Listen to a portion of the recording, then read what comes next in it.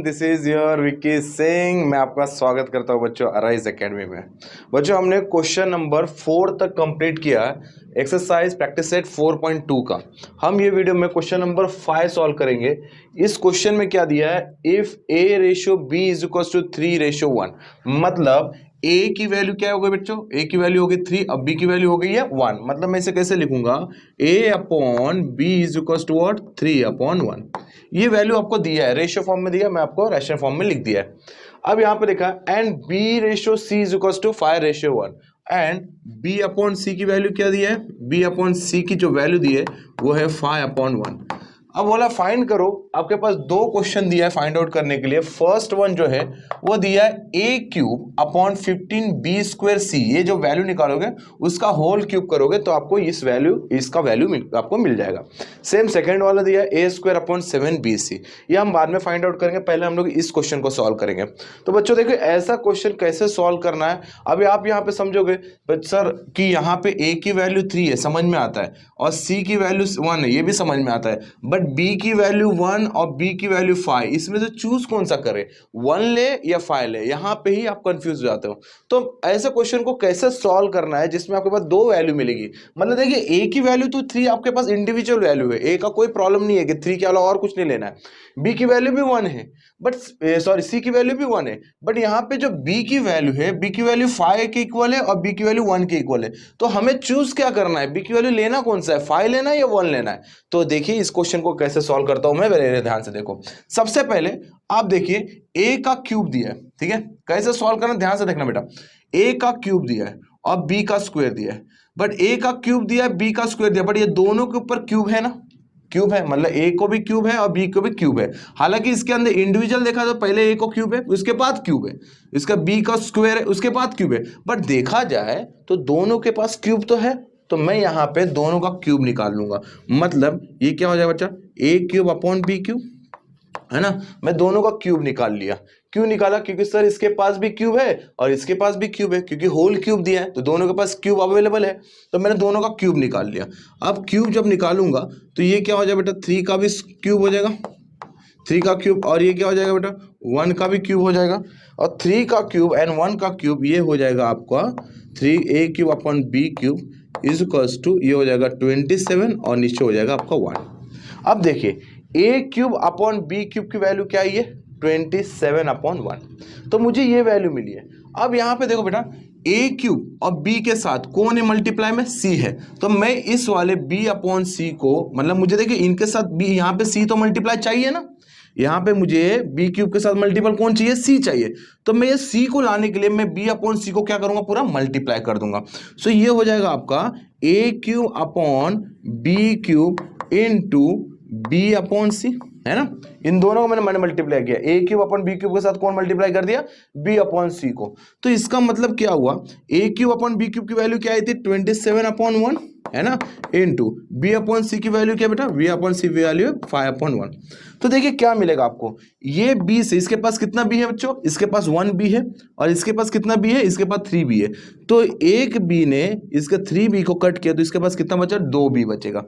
तो यहाँ पे आपको जो वैल्यू मिलेगी a³ अपॉन b² इंटू देखिए यहाँ पे कोई नहीं, मतलब 1 है, तो 1 a³ से मल्टीप्लाई हो गया, मतलब a³ है, और b² मल्टीप्लाई किससे किया, c से, तो क्या हो जाएगा b² c is equals to, ये वैल्यू क्या मिलेगी 27/5। सही बेटा, यहाँ पे देखो कुछ नहीं बचा, मतलब 1, तो a³ ने किसको मल्टीप्लाई किया, 1 से, तो ये हो गया a³ अपॉन, यहाँ पे देखो एक b से b³ कट हो गया था, मतलब इसके पास 1b था, इसके पास 3b था, तो एक b कैंसिल हो गया, तो इसके पास कितना बचा, 2b बचा, मतलब b² और c, इस दोनों का जो वैल्यू आया वो क्या है 27/5। मैं फिलहाल इसे रखता हूँ ऐसा, ठीक है। अब देखिए ये जो मुझे वैल्यू मिली है बच्चों, a³ अपॉन b² c, ये वैल्यू इसकी मिली है, दिख रहा है आपको, ये वैल्यू इसकी मिली है, ये पूरे चीज की मिली है, मतलब a³ अपॉन b² c की वैल्यू क्या मिला है 27/5, बट मुझे तो इसकी पूरी वैल्यू चाहिए, तो एक्स्ट्रा चीज क्या है, डिनोमिनेटर में एक्स्ट्रा कौन है, 15 है, मतलब मैं इसको यहाँ पे किससे मल्टीप्लाई करूंगा बच्चों, 15 से। सो ये हो जाएगा आपका कुछ ऐसा, मतलब ए क्यूब अपॉन किससे मल्टीप्लाई कर रहे हैं बी स्क्वायर सी को 15 से, क्योंकि मुझे यहाँ पे 15 दिया है। तो मैं अगर 15 से मल्टीप्लाई करूंगा बी स्क्वायर सी को तो वैल्यू क्या हो जाएगा, न्यूमरेटर में कौन बचा 27 इंटू 5 था न्यूमरेटर में, बराबर अपॉन अपॉन अपॉन डिनोमिनेटर में कौन आया नया चीज, डिनोमिनेटर में आया 15। देखो बच्चों इसकी जो पूरी वैल्यू थी क्या थी 27 इंटू 5 और इसके डिनोमिनेटर में कौन है 15, मतलब 15 लिख दिया। ठीक है, अब इसे कैंसिल करूंगा, 5 1 जा 5 3 जा, बराबर 3 1 जा 3 9 जा, क्लियर बेटा, 5 1 जा 5 3 जा 3 1 जा 3 9 जा। So A cube upon 15 B square C is equals to what, is equals to value क्या मिली है 9 मिली है। अब इससे देखिए अभी आपको ये वैल्यू मिली है, मतलब ए क्यूब अपॉन 15 बी स्क्वायर सी की वैल्यू मिली है जो कि 9 है, बट मुझे इस वैल्यू को क्या चाहिए, क्यूब चाहिए। मतलब मैं इसको भी क्या करूंगा, क्यूब करूंगा, और इसको क्यूब करूंगा मतलब इसको भी क्यूब करूंगा। क्यों इसको क्यूब करूंगा, क्योंकि सर ए क्यूब अपॉन 15 बी स्क्वायर सी की वैल्यू 9 मिली है। अगर आप ए क्यूब अपॉन 15 बी स्क्वायर सी का क्यूब कर दो मतलब 9 का भी क्यूब हो जाएगा।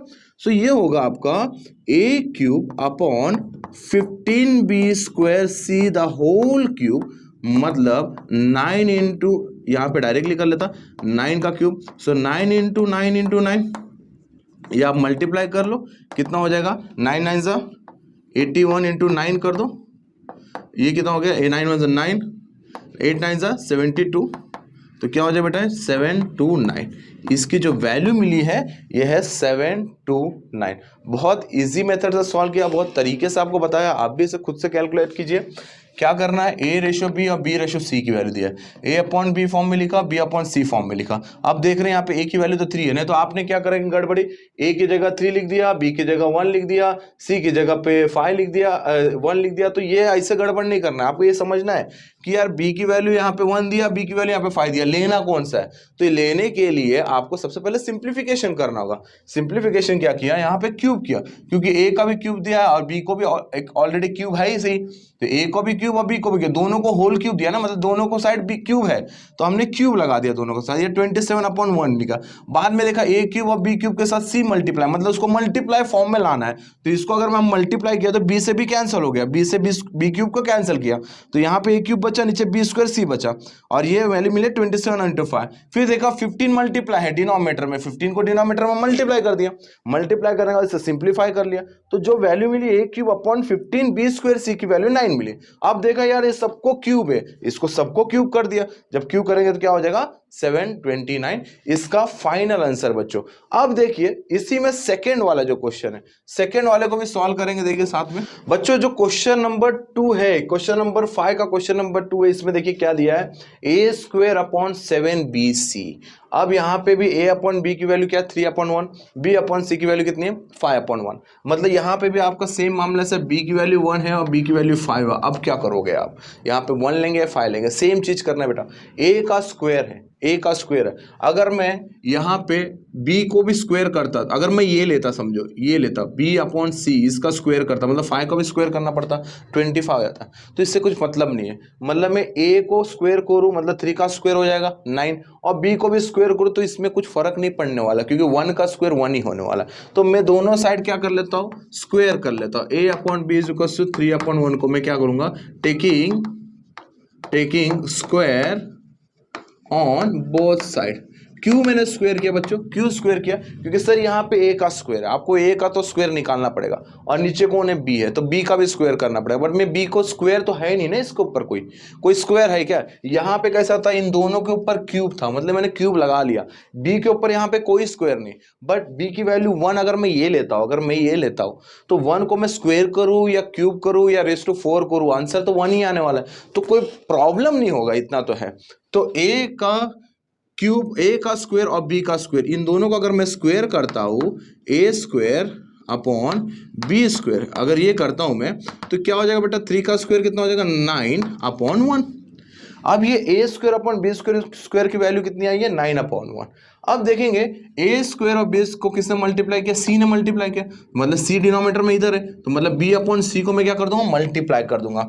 Means a square upon B square को मल्टीप्लाई किसने किया बेटा, b अपॉन सी ने मल्टीप्लाई किया। मींस 9/1 को किसने मल्टीप्लाई किया, 5/1 ने मल्टीप्लाई किया। क्लियर है? क्यों मैंने ये b अपॉन सी लिया? क्योंकि सर डिनोमिनेटर में तो c आना चाहिए ना, तो डिनोमिनेटर में c तो इसके पास ही अवेलेबल है, तो इसको पूरा हमने मल्टीप्लाई कर दिया। सो इससे क्या हो जाएगा, ये b इसके पास एक b है, इसके पास दो b है, तो इसका एक b और इसका एक b कैंसिल हो जाएगा, इसके पास रिमेनिंग कितना बचा 1b। सो ए स्क्वायर अपॉन बी, ये मल्टीप्लाई फॉर्म में है, 1 ने मल्टीप्लाई किया ए स्क्वायर को, सेम मैंने यहाँ पे बताया था, अब यहाँ पे बता रहा हूँ। ए स्क्वायर को 1 ने मल्टीप्लाई किया तो ए स्क्वायर आया, बट ये सी ने मल्टीप्लाई किया तो क्या बन गया बी सी। मतलब देखिए आपका काम यहाँ पे हो जाएगा 9 इंटू 5, ये आपका काम हो चुका है। अब बच्चों ए स्क्वायर अपॉन बी सी, मतलब ये इसकी वैल्यू आ गई है ना, ये इसकी वैल्यू आ गई, जो कि वैल्यू है 9 इंटू 5, 5 9 45। मैं या तो डायरेक्टली वैल्यू लिख लेता हूँ, ए स्क्वायर अपॉन बी सी की वैल्यू कितना है बेटा 45।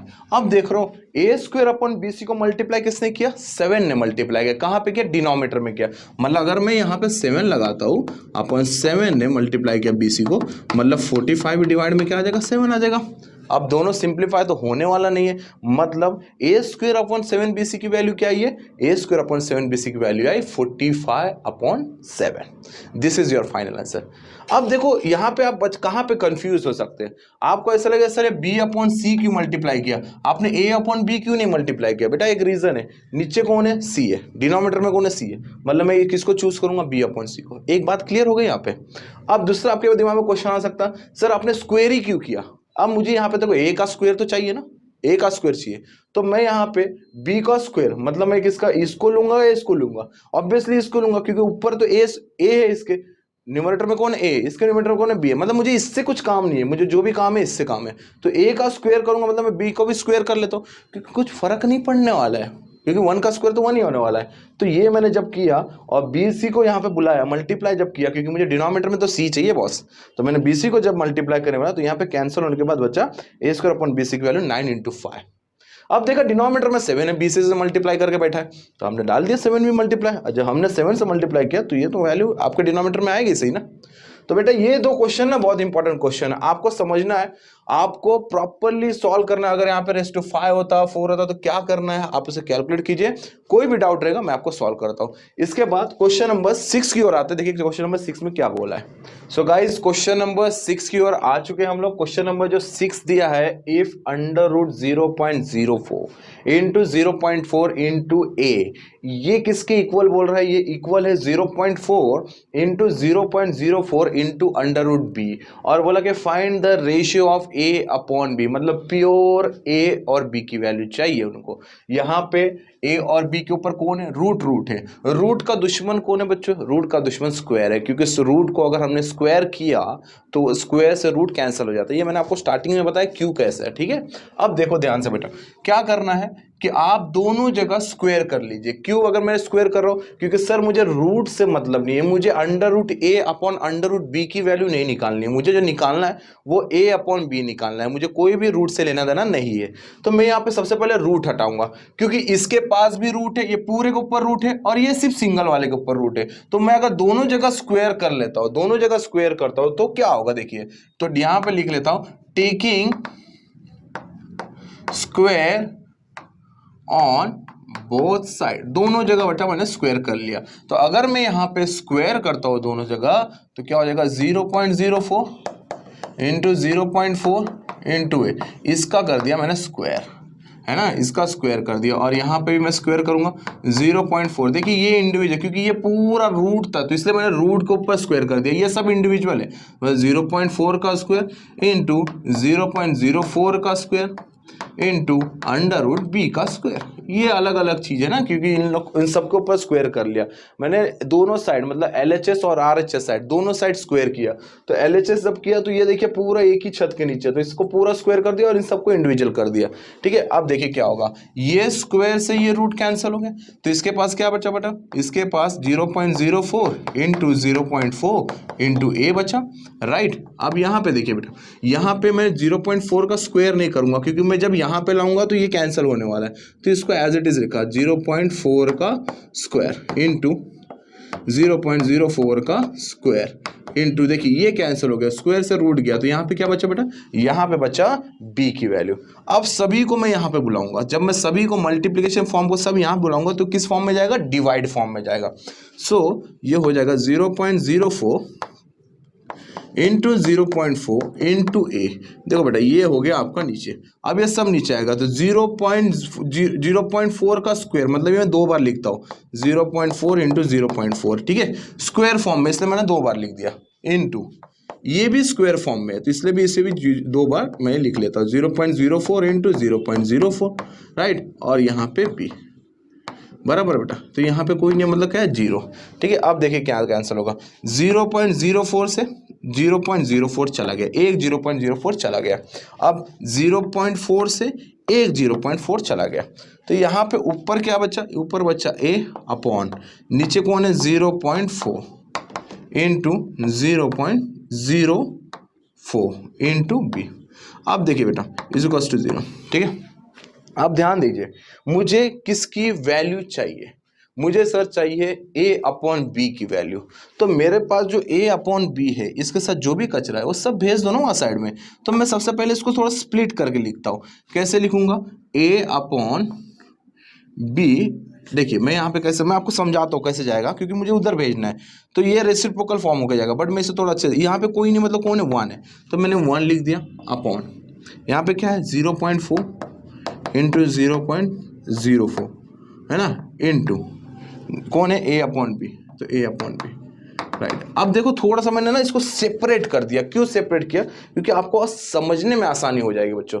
मतलब वहां पे ऊपर कोई नहीं है, मतलब 1 भेजा, नीचे डिनोमिनेटर में ये है, और a अपॉन बी को थोड़ा साइड में रखा, वो हालांकि मल्टीप्लीकेशन फॉर्म में ही है बट साइड में रखा, इज इक्वल्स टू 0। अब इसको आप भेज रहे हो क्योंकि a अपॉन बी की वैल्यू चाहिए ना, तो इसके साथ जो भी है कचरा वो सबको भेज दो उधर।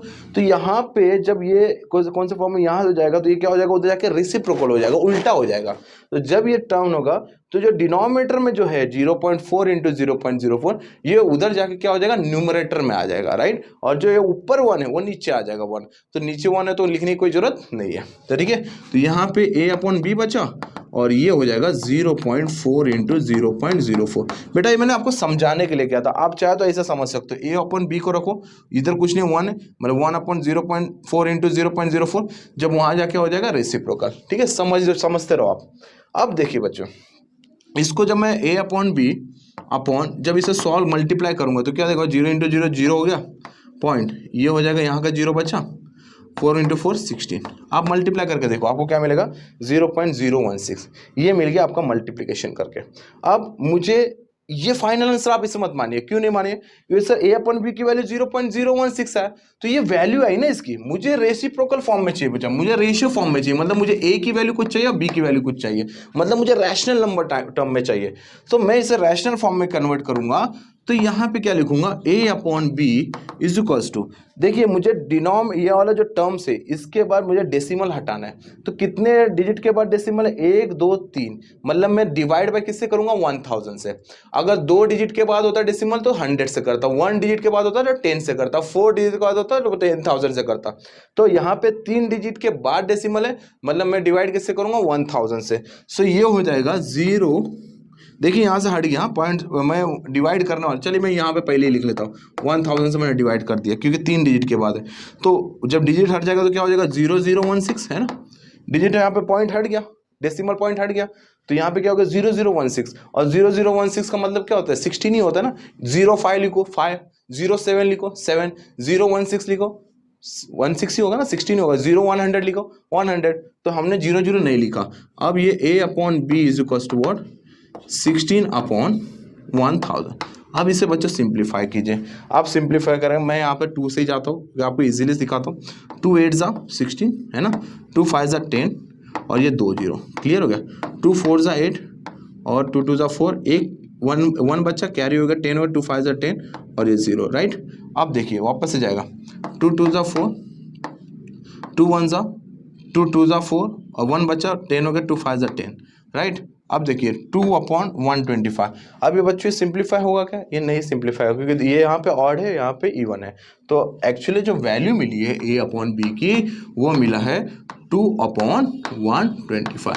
सो what is the value of a, that is 2, what is the value of b 125, मतलब a upon b is equal to 2 upon 125 और a ratio b is equal to 2 ratio 125, clear बेटा, यही आपको सीखना था।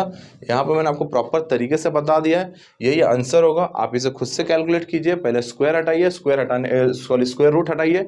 इसके लिए हमने क्या किया, स्क्वायर कर दिया दोनों साइड, आराम से इसको हटाया, आराम से इसको मूव किया यहाँ पे LHS साइड पे पूरे RHS को, और उसके बाद हमने रेसिप्रोकल करके वहाँ पे भेजा। फिर उसके बाद सिंप्लीफिकेशन किया। सिंप्लीफिकेशन करने के बाद हमने देखा पॉइंट को हटाना है, 3 डिजिट के बाद था, इसलिए 1000 से डिवाइड किया और ये आपका आंसर मिला है। ठीक है, क्वेश्चन नंबर 7 की ओर आएंगे हम लोग। स्क्रीनशॉट ले लीजिए इसका।